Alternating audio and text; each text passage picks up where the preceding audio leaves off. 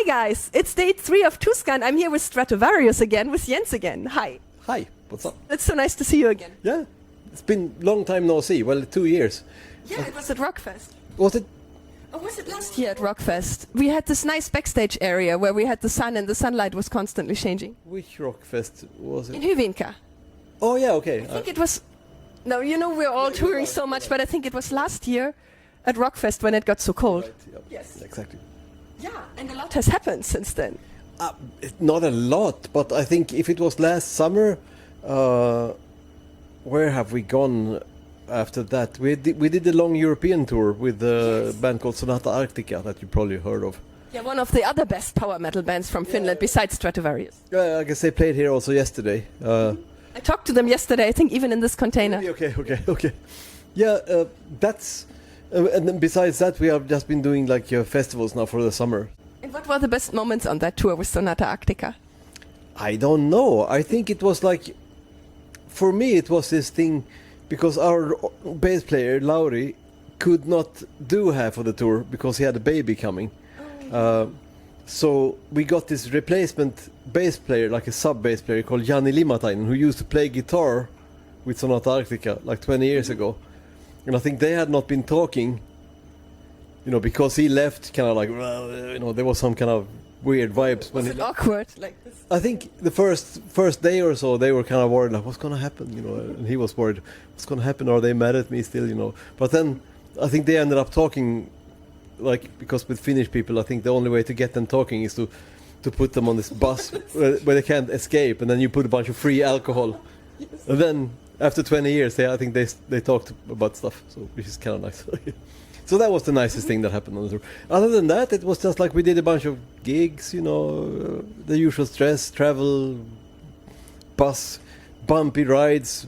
There was like a lot of focus on Eastern Europe, which makes the the roads are kind of like shitty, so you sleep worse.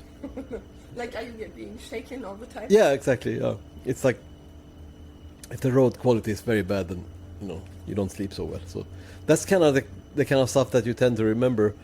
Yeah, but let's talk about something better. Yeah. I wanted to ask you, how is it for you to be the only Swedish guy with all the Finns in your band? Because it sounded like you learned already a lot about the Finnish culture, how to get them talk and stuff. Yeah, it's the same. I mean, the Swedish and Finnish culture are not so different from each other, first of all. There's the language aspect, of course.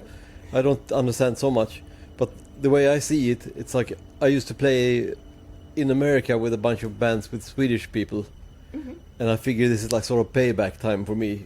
That I don't quite always understand what people are saying, because we would torment all the Americans by speaking Swedish on the bus, for hours, like blah, blah, blah, blah, ha ha, making jokes and listening to Swedish comedians on the stereo, and it's like, so of course it must have been hell. So I take it with stride, I think it's okay, and sometimes you understand a little bit. Or another thing I learned actually in the States about this is that some people would ask, what are you guys talking about? Like we would sit and speak Swedish. And then, of course, if you stop in your tracks and you start translating and you say, oh, yeah, this one guy was talking about, he put some lint out of his ear, and then we're talking about how to get some quarters to go to the laundromat. And it's like, oh, wow, the cat puked on the carpet, blah, blah, blah. You realize that what people are talking about, at best, it's like not so interesting. Yeah. At worst, it's just like gossip or talking about money or whatever. I mean, this is like the most common topic is just people talking about money. Yeah. Do you have a favorite Swedish comedian? At that time, there was some guy called Kalle Sändare we used to listen a lot to. He's not so much a comedian as like kind of an artist. He would call people on the phone and just say funny things, like absurd, like kind of like improvise stuff around what they would reply, and just like confuse the fuck out of them. I will check him out because I want to practice my Swedish, because I speak Danish, but my Swedish is like little. Yeah. Kalle Sändare. It's like difficult to grasp. He was active in the 60s and 70s, and it's like very kind of surrealistic language-wise, and but maybe you get something out of it. I don't know. Yeah, there was a comedian group from Hamburg in Germany who did the same in Germany, like prank calls and really funny. Or they had these ads where they were selling bullshit and people thought it was serious and it was really funny. same concept. Like, Cool. And yeah, you just said that speaking Swedish with people in the US. Last time we talked about how you moved to California from Sweden and how you also worked with Yngwie Malmsteen in Rising Force. And he's coming to Helsinki now on July 4th. Are you going to go there and are you going to see him? I'm not here then. Oh. I think actually I arrive very late that day because we play somewhere around Tampere on the 5th. Oh, So I go, I leave tomorrow and then I come back on the 4th, unfortunately, so I missed it. But he played also yesterday in this Hellfest, so I was watching the whole show from the side of the stage, and then I figured, I'll go say hi, but then they had left already. So it's like typical. You're on a big festival tour right now. How does it feel for you to play at Tuska today? It's great. I mean, it's always good to come here. Like, we didn't sleep a hell of a lot last night, but it was like a long drive from the countryside, France, kind of to the airport. But this is always fun. Like, it's a good slot, and it's like always interesting people you meet. And you will also still go to Masters of Rock in Czech Republic, and I think there's festivals in Italy and Spain coming up. What would you say is the biggest difference between playing a concert tour and a festival tour? I think the festival tour, there are shorter blocks of time you are away from home, so it's like a little bit less disruptive. You can still go home and I need to mow the lawn, and stuff like this. You can kind of like adapt it to normal life. A bus tour or a flight tour, it's of course it turns your whole life upside down because you have to be gone for a month, so you have to kind of prepare more for that. Like, Do you have pets that you miss? yes, Cats or dogs? cat, Oh, what's her name or his name? Katniss. Of course, in Hunger Games. Hunger Games. Yeah. But it's like I don't really know. But Cool. What does she look like? it's a striped cat. Like, Oh, my last cat was named Tiger Lily. Sorry, I love cats. I always talk to every metalhead about cats if I can. some people have cats, some people don't have cats. It's actually like a funny story. This cat, it's not completely ours yet, because it's like a found cat. So she has multiple homes?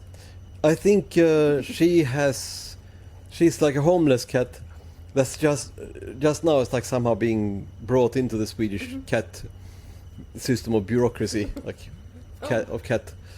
It's like complicated. Do you have to officially adopt her in Sweden? It's like you have to report it as a found thing, like no, like an object. yeah. Oh.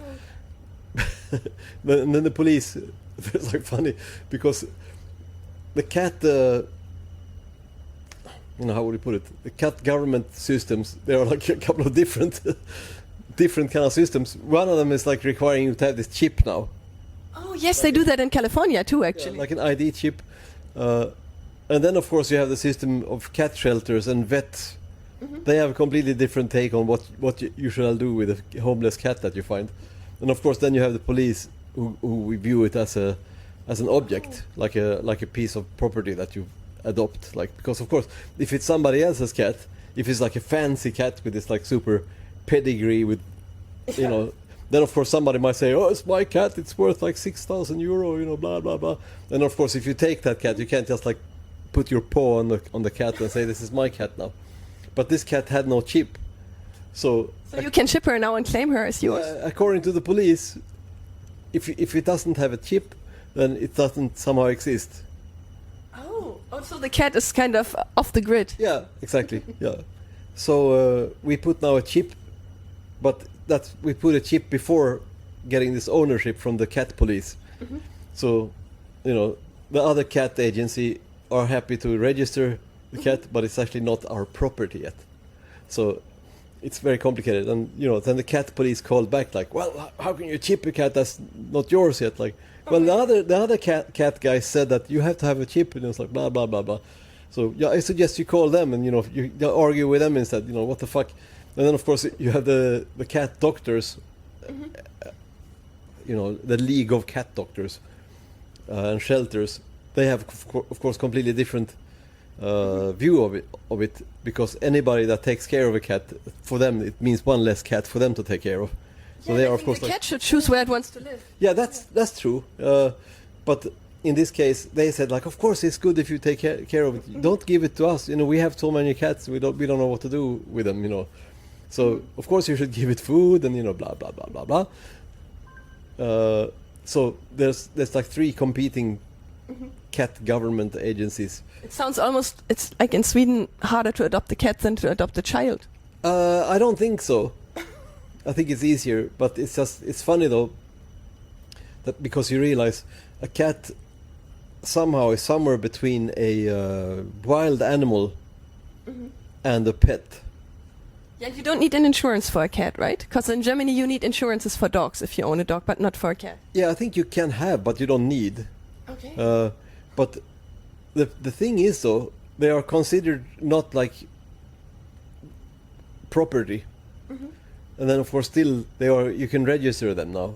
So then that means that they are property. And it's like, of course, if it's not chipped, then it's like some gray zone there. Like, so let's see. But so far the cat police have not called back. So crazy. I've never heard about the Swedish cat police, but Katniss is glad to have you, that you go all the way for her. Yeah, of course, yeah. We are defending her against the 3 agencies. Well, one is like the good agency. That's like the vets, yeah. Then the cat police are like, well, don't feed them, you know. Then they go away if you don't feed them, you know. That's cruel. Oh, it doesn't have a chip, you know. Just like you should have it killed immediately. Like, okay, no, I don't think we will do that. And then of course the cat, the third one, they are like, well, treating it more as a pest. Oh no, that's terrible. Well, it's like a wild animal, or half wild animal. So of course they were also like offering. Well, we could euthanize the cat for you, you know, if you have a problem. So it's like, well, no, maybe not. Like, maybe you talk to the cat police. You're on the same, you know, page as they are, but they can euthanize each other. I think. Exactly. Exactly. Maybe you call this one guy up and you euthanize him. Like, no, I shouldn't say that. That's terrible. Like, no, I know. Yeah, but it's like. It's funny to see the government's kind of like stance in relation to animals being property or being pets or being pests. Like, even pests, that's so evil. There's actually like a 4th agency that I didn't even mention, but I think they are kind of in close cahoots with agency number 3. But it's like how would I translate this? Like, they deal with the farms and farm animals and things like that. Like, somehow. And they want to make money from it, probably. There was a small registration fee. These are the people who handle the chip registration. Sounds so but it was very cheap though. Like, but she's now living legally with you? She's registered, but not actual property yet. Okay, but I hope it will happen. Yeah, let's see. Like, well, if it's somebody else's cat, then of course somebody is very sad that they lost their cat. Like, but it was, you know, she was not chipped. God knows about vaccinations and stuff like that. So who the fuck knows? I don't know. But you know, you have to be fully prepared also that a cat just wanders away and goes to some other house and it's like, oh, there's better food here. Like, fuck you, you know.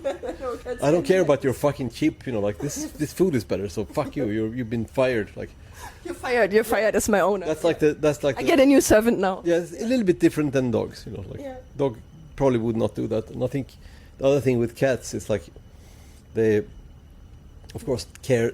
They don't care so much, but they care in different ways. I think it's like there's so many stories about some old lady that's living with like her 10 cats, and then of course she dies, and the cats eat her.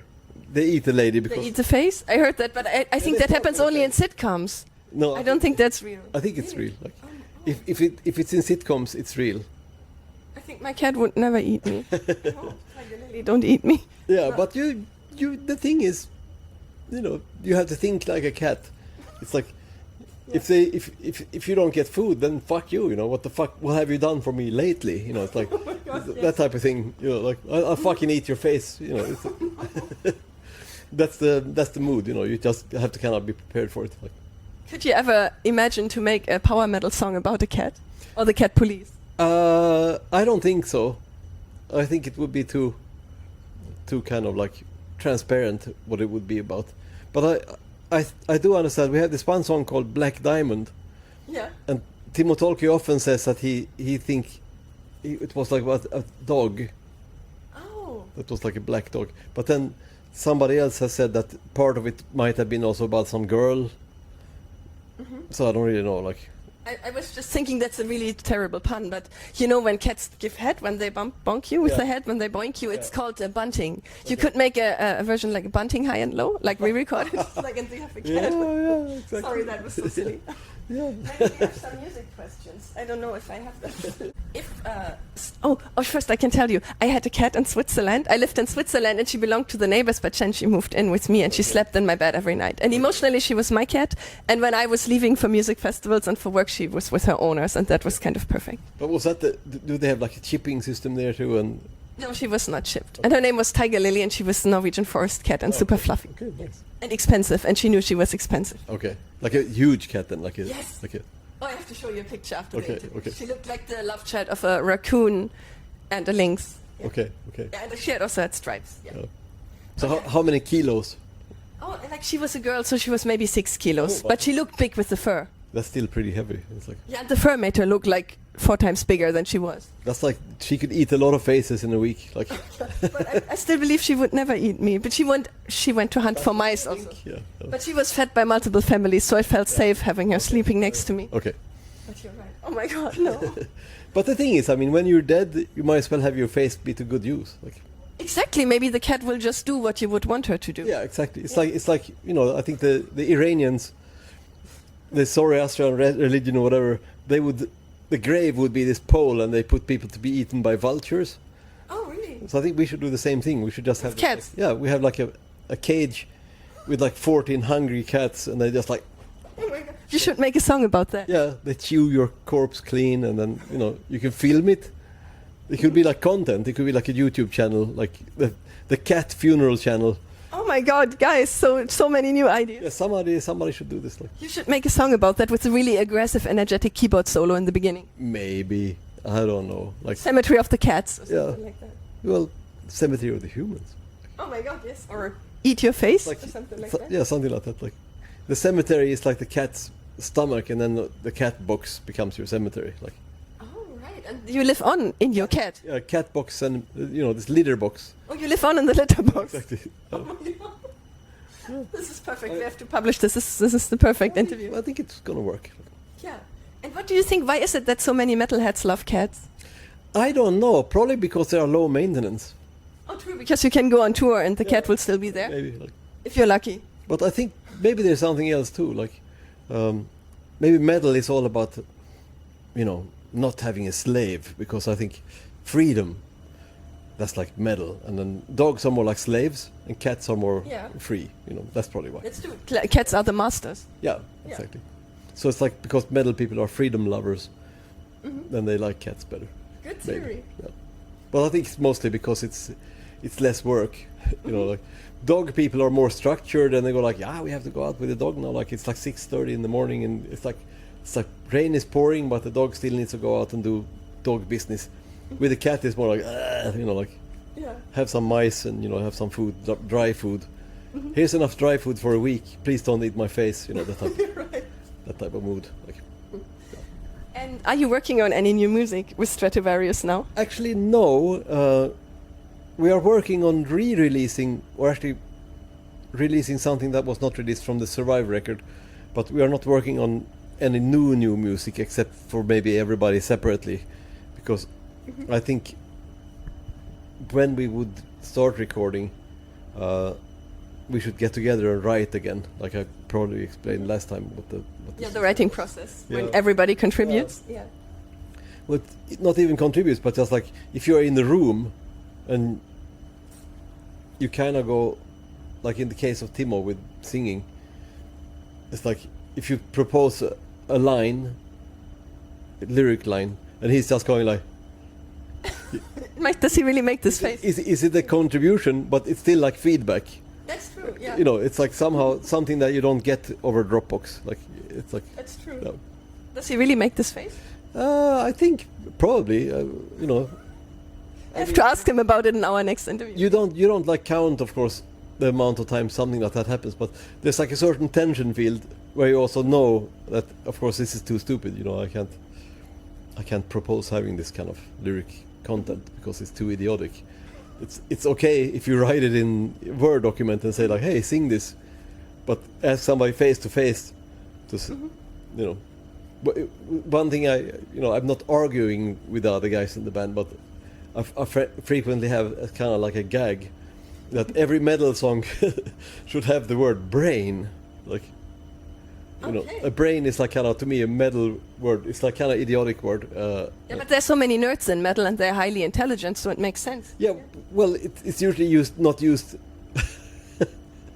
It's usually used in kind of a strange way, but it's like kind of. There's so many metal songs anyway that have this like. Yeah.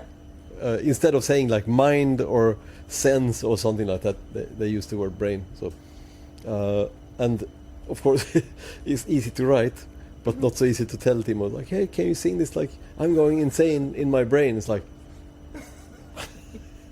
and then you don't even ask, and then that lyric doesn't get written, and then is it a contribution or not? But it's like somehow a attention field of higher value. Like you promote higher value. Like I think like. Because maybe brain is not a good. Maybe I'm insane. Maybe you say cat instead of brain. Maybe. But you said some ideas are too crazy and would be rejected, so it means that none of the cat brainstorming we just did can be used in any Stratovarius song in the future. I think cat songs are probably not very metal. I'm afraid that any songs explicitly about pets, it probably would be difficult. Like we haven't done many like love songs either with this band. But on the other hand, we don't do this like super evil kind of material where we go like Satan, praise, hell, Yeah, that's why cat would be good for you. But they are like the devils. No. The Egyptians believed they were gods. But we are not Egyptians, or are we? Oh, that's true. Yeah, that's a shame. Yeah. Could you imagine to sneak in a cat onto the next cover artwork of Stratovarius, just in a corner, a little bit? It's difficult, like I think I'm the only person in the band that has a cat, actually, at the moment. And I have to stress, this was just purely an accident. 2 minutes or what? Okay. Yeah. 1 minute. Okay. The cat, she just walked in. Oh yeah, she just. It's kind of ridiculous, that's like, oh. And to finish the cat story, it's like I had, funnily enough, bought a tin of. I suspect that's actually why she stayed. I had bought a tin of cat food like months before. Like, what if there's a cat coming to visit? And I picked up from picked it up from the supermarket. It's like, oh, I have a can of cat food here. It's like, and of course she was like. Cool. Yeah, there's this theory about the cat distribution system. It means if you are a good person, the universe will distribute cats to you. Well, so maybe that's the reason why she came into your life. Apparently, we have been good then. That's good. Yes, we deserved our cats. Okay. And I'm so glad that you saved her life, basically, from the evil cat police. Yeah, I think also from starvation. I think that's the main. Important too. That's the main thing. Yeah. Yes, and thank you for this beautiful cat interview, Jens. Okay, you're welcome. And greetings to Katniss. Okay, yes. I will meow my greetings. Oh yeah. And goodbye from the music interview corner. Okay. Bye. Bye.